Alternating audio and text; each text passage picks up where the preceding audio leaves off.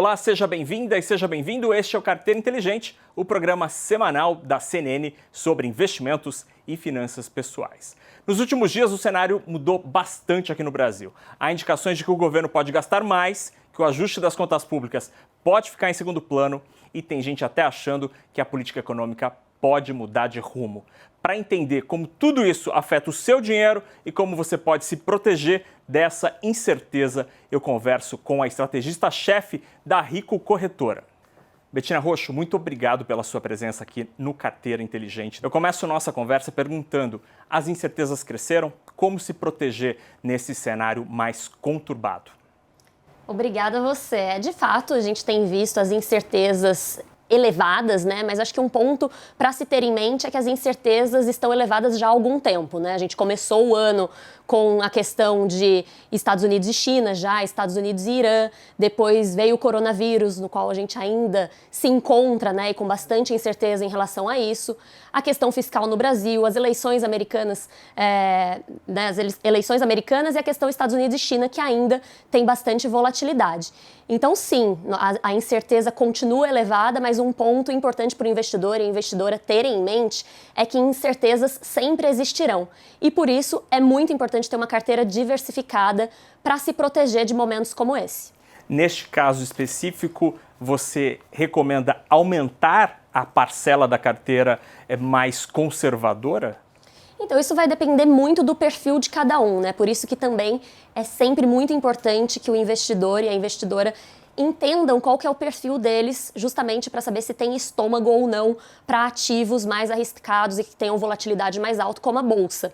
Então, num momento de bastante incerteza, é sempre interessante ter uma carteira diversificada de acordo com o perfil de cada um. Então, para um perfil moderado, um perfil agressivo, ainda vale a pena ter a parcela na bolsa. Mas é sempre importante também entender que a bolsa tem bastante volatilidade e passa por momentos como esse, né? Acho que recentemente a gente passou por um momento bem difícil, que a bolsa chegou na mínima no dia 23 de março, muita gente se assustou e não deu tempo de esquecer nada disso, né? Então, é sempre importante seguir o perfil para continuar coerente e não levar tanto susto. Então, a nossa visão é que a bolsa é ainda um ativo interessante no longo prazo, né, no médio e longo prazo, principalmente com juros muito baixos, mas é sempre importante ter outras classes de ativos, ter investimentos, por exemplo, internacionais também, para fazer uma composição de uma carteira diversificada e, de novo, coerente com o perfil de cada um. Bacana. Então, falando em diversificação, falando em renda fixa,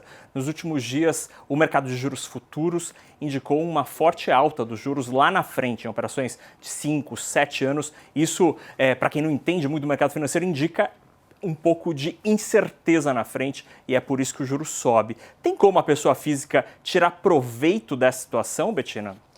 Tem alguns ativos de renda fixa, né? Por mais que os juros mais baixos, muita gente entenda que renda fixa não faça mais sentido, faz sim, justamente para compor essa carteira. Claro que tem alguns investimentos, como títulos de dívidas de empresas, de bancos, que são outros tipos, né, de ativos dentro da renda fixa, que tem prêmios ainda atrativos.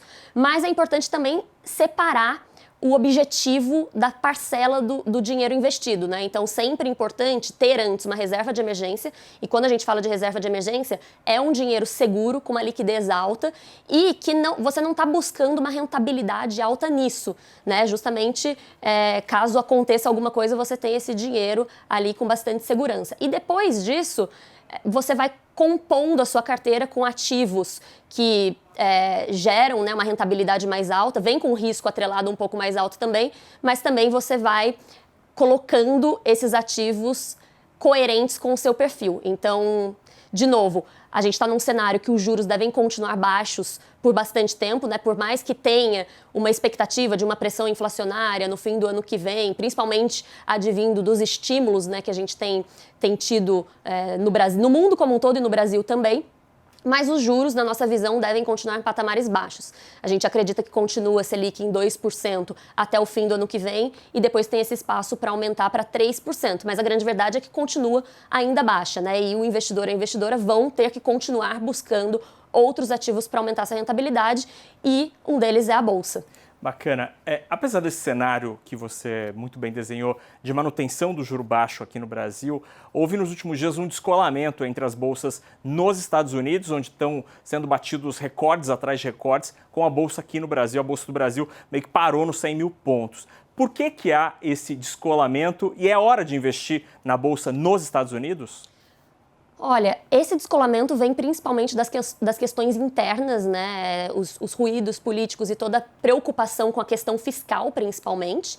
Mas a nossa visão é que a bolsa como um todo, tanto aqui no Brasil quanto as bolsas de fora, ainda tem um potencial interessante e faz sentido, de novo, nesse cenário de juros baixos no mundo todo, faz sentido ter um pouco desde que faça sentido para o seu perfil de investidor, né? Então, sim, nós vemos bastante atratividade da Bolsa e, realmente, investir um pouco lá fora faz sentido ter essa parcela de investimentos internacionais, até porque o Brasil é muito pouco representativo para a economia do mundo, né? E os Estados Unidos é uma das principais economias, então faz todo sentido, sim, ter um pouco desse dinheiro investido lá fora. Nesses últimos dias em que a incerteza macroeconômica cresceu, Bettina, a gente via no mercado a primeira reação é sempre no dólar.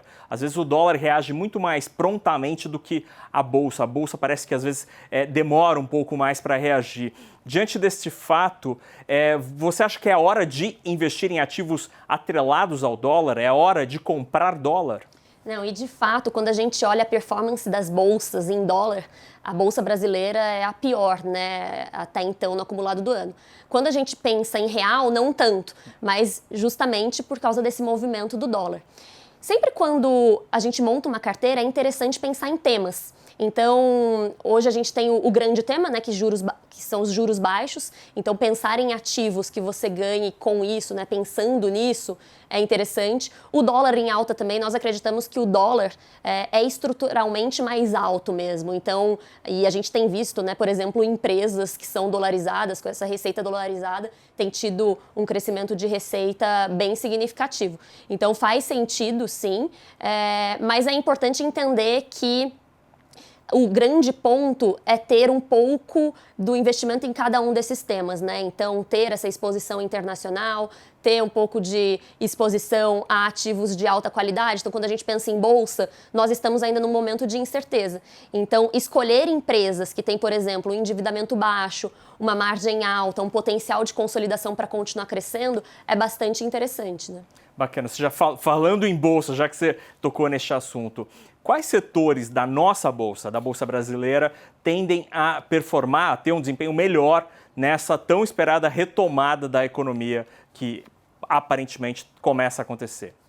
Sabe que eu acho até mais interessante do que olhar setores em si, olhar as empresas que têm boas qualidades. E aí você pensa primeiro nas qualidades que você preza, para depois buscar dentro dos setores, né? Então muita gente sempre pergunta disso dos setores. Claro que tem alguns que acabam se beneficiando de momentos, né? Então o próprio setor de varejo se beneficiou recentemente da reabertura econômica, dado que eles, né, as empresas com lojas físicas foram muito impactadas com as quarentenas. Ainda tem um processo gradual de recuperação, mas já teve esse movimento. As empresas dolarizadas também, com o dólar em alta, têm sido favorecidas, mas acho que o mais interessante para o investidor, para a investidora terem em mente é que quando você compra uma ação, você está virando sócio dessa empresa, né? E quando você vira sócio dessa empresa, o que você preza de qualidade nessa empresa?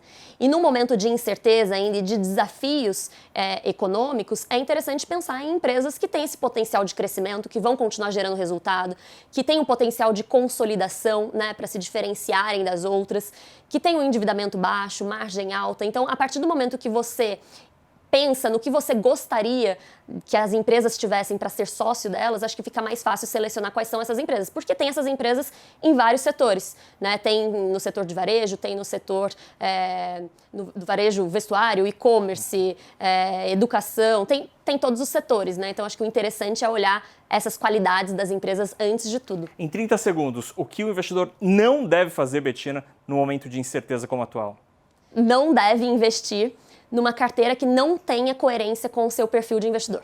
Muito bem, então você deve se conhecer para começar a investir. Betina Roxo, muitíssimo obrigado pela tua presença aqui. Eu conversei com Betina Roxo, que é estrategista-chefe da Rico Corretora. Para rever os nossos programas, é só acessar cnnbrasilbusiness.com.br. Lá você encontra todos os nossos vídeos e a versão do Carteira Inteligente no formato podcast, que também está em todos os agregadores de podcast. A gente volta na próxima semana, sempre para tirar todas as suas dúvidas sobre investimentos e finanças pessoais. Até lá, tchau, tchau!